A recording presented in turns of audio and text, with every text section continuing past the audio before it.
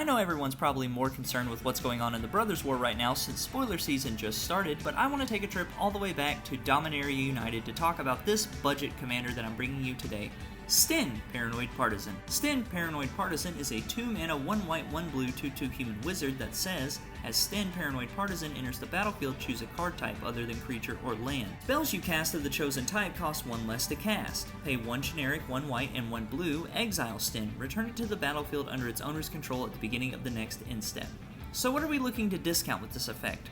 Artifacts. We are going to utilize a slightly different egg style of play where we make artifacts free that draw us cards when they enter the battlefield. Then, bounce them back to our hand to play them again, and repeat this cycle until we can storm off a massive temporal fissure and bounce all of our opponent's permanents back to their hand. This will leave our opponents in the dust as we constantly grow our advantages while grinding them to nothing. However, this is not the only way we can pull out the win. We also win with drawing our deck and draining our opponents with Psychosis Crawler, or drain out the table with our bounce game plan using Pure Strider. But enough of how the deck wins, let's look at the deck itself. Starting off, let's go over our discount creatures that are going to help us cast artifacts for free. Aside from our commander, we have Ethereum Sculptor, Foundry Inspector, Joyrus Familiar, which has the added benefit of discounting our legendaries, Starnheim Corsair, an honorary discount with clones in Clone and Mirror Image. For artifacts, which is the biggest chunk of the deck, let's focus on just the card draw ones for now.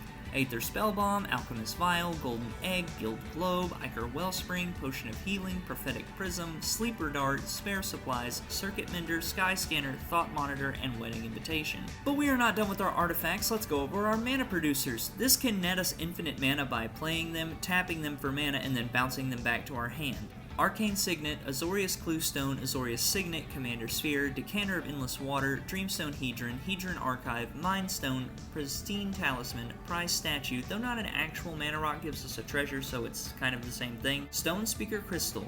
We also get to use one of my favorite cards, which is Coveted Jewel, a massive card draw and mana producer. This is the reason we try to get as many artifact discounts as we can to make this 6 mana artifact 0. We also have a few ways to gain life, which mostly serves to keep us from getting poked to death, but we can turn it into an advantage later. Filigree Familiar, Peace Strider, and Golem's Heart not only benefits us from casting our artifacts, but if our opponents cast artifacts as well. Now let's take a look at our bounce spells to get our artifacts back to our hand so we can keep drawing cards. Reduced to Dreams, though expensive, has the effect we need, even though it also bounces our enchantments. Rebuild will bounce all artifacts with no exception, so good, but not ideal. Our best bounce spell comes in Paradoxical Outcome, which lets us choose what we bounce to our hand, then draw a card for each permanent we've returned to our hand, doubling up on our draw as well as letting us bounce one of our other cards that will let us put Paradoxical Outcome back into our hand, such as Archaeomancer or Mnemonic Wall.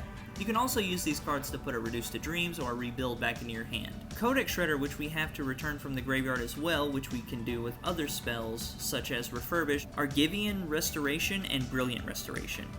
We have some removal/protection in Dispatch, Negate, Cleansing Nova, and Stoic Rebuttal, which is going to be great because we almost always can trigger Metalcraft. But one of the best cards in the deck is going to be Reality Heist, which benefits from artifacts by making it cheaper, so most of the time we can cast it for just 2 blue. It digs 7 cards deep and lets us put 2 into our hand. We can win with a beatdown plan if the game goes slow enough with Ethereum Spinner. By casting artifacts with 4 or more mana, we get 1/1 Thopters each time. We can amass a giant army with this once the engine gets online. But keep in mind, they do not have haste, so you may have to cross your fingers and just hope the table gets back around to your turn. But this does give the deck some resilience to flyers by making a lot of chump blockers. The total cost of this deck according to Moxfield. At Card Kingdom you could pick up the entire deck for $36.56, and at TCG Player you could get it for $21.31. This is not taking into account different conditions of the cards or cards you may already have. If you enjoy the deck and want to upgrade it, Psymaster Thopterus is a great choice and a real house in the deck.